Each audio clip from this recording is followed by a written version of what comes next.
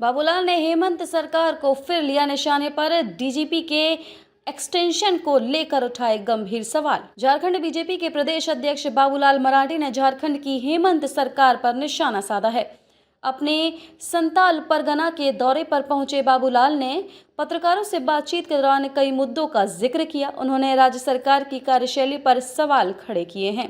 बाबूलाल मरांडी ने एक बार फिर से झारखंड के डीजीपी की नियुक्ति को लेकर सवाल खड़े किए हैं। बाबूलाल ने कहा कि राज्य में पहले से ही आतंकवादी गतिविधियों की सूचना मिलती रही है। ऐसे में अगर राज्य में डीजीपी एक्सटेंशन पर रहेंगे तो फिर राज्य किस तरफ जाएगा। बाबूलाल ने राज्य की हेमंत सरकार पर भी निशाना साधा है।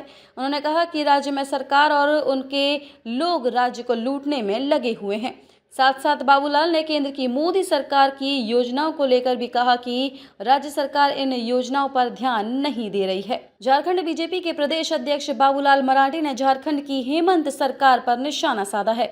अपने संताल परगना के दौरे पर पहुंचे बाबूलाल ने पत्रकारों से बातचीत के दौरान कई मुद्दों का जिक्र किया। उन्होंने राज्य सरकार की कार्यशैली पर सवाल खड़े किए हैं। बाबूलाल मरांडी ने एक बार फिर से झारखंड के डीजीपी की नियुक्ति को लेकर सवाल खड़े किए हैं। बाबूलाल ने कहा कि राज्य में पहले से ही आतंकवादी गतिविधियों की सूचना मिलती रही है।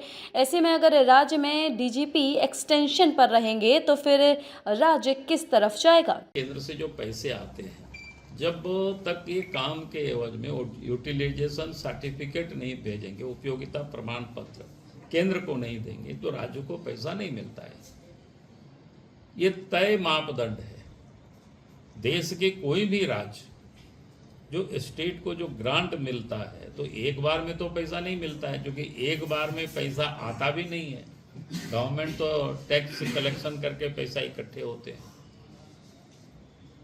तो 2-3 बार के इंस्टॉलमेंट में पैसा देती है। तो पहला इंस्टॉलमेंट जब आता है उसको आप काम करेंगे, उसकी उपयोगिता प्रमाण पत्र आप जमा करेंगे तो आपको सेकेंड इंस्टॉलमेंट पैसा आ पाएगा। तो ये नियम बना हुआ है।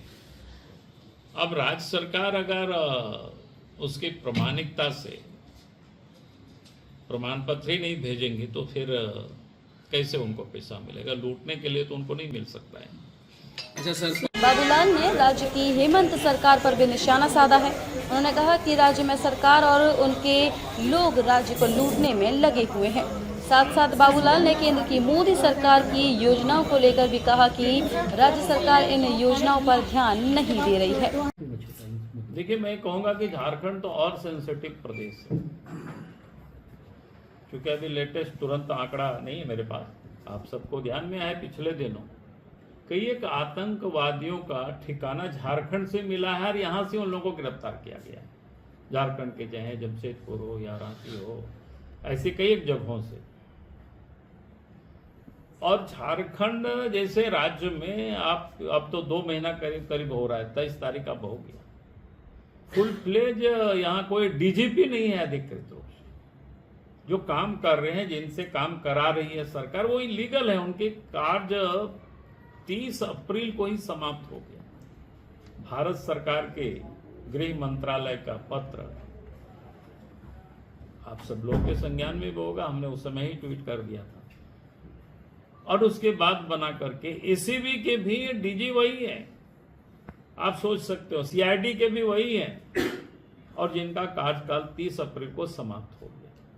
तो झारखंड सरकार कानून व्यवस्था पर, आतंकवादियों पर कितनी गंभीर है, आप इससे समझ सकते हो।